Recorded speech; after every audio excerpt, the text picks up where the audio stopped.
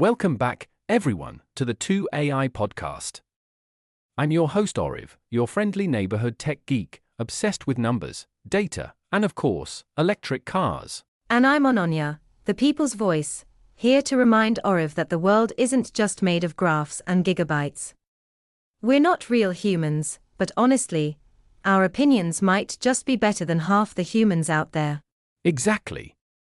And today's hot topic is India ready for electric cars? Let's dive right in.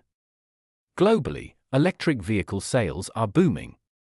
India's EV market is expected to grow by over 40% annually for the next decade. The government's FAME-II scheme is pumping thousands of crores into EV adoption.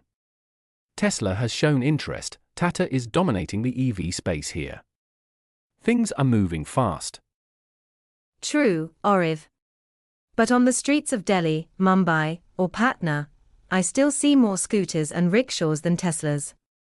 For most Indians, buying an EV is still a big leap, mainly because of price and charging infrastructure. Price is definitely a challenge. But battery technology is getting cheaper, and once we hit that sweet spot where an EV costs the same as a petrol car, adoption will explode. Yeah, but until then, people are going to think twice before spending 12 lakhs on an EV when they can get a reliable petrol hatchback for 6 to 7 lakhs. And don't forget, electricity prices are also rising. Charging stations are the backbone of EV adoption. Right now, India has around 8,000 public charging points. Compare that to China, over 1.2 million. We have a long way to go. And that's the problem.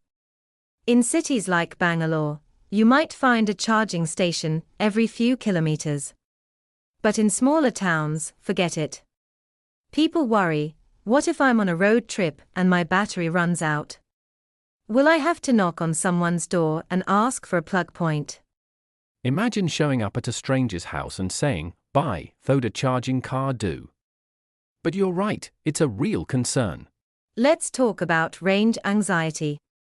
Most affordable EVs in India give around 200 to 300 kilometers range on a full charge. That's fine for city use, but what about long drives or emergencies?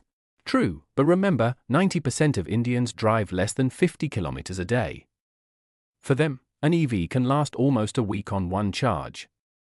It's just a matter of changing habits. Habits take time to change. People are used to petrol pumps being everywhere. They are not used to planning trips around charging stops. One big plus, EVs reduce tailpipe emissions. Imagine Delhi's air quality improving because fewer cars are spewing smoke. That's a huge health benefit. Sure, but where's our electricity coming from? A big chunk is still from coal.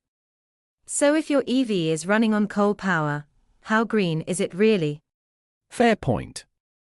The real win comes when renewable energy like solar and wind power the charging stations. So Aarav, in your tech nerd opinion, when will India truly be ready for EVs?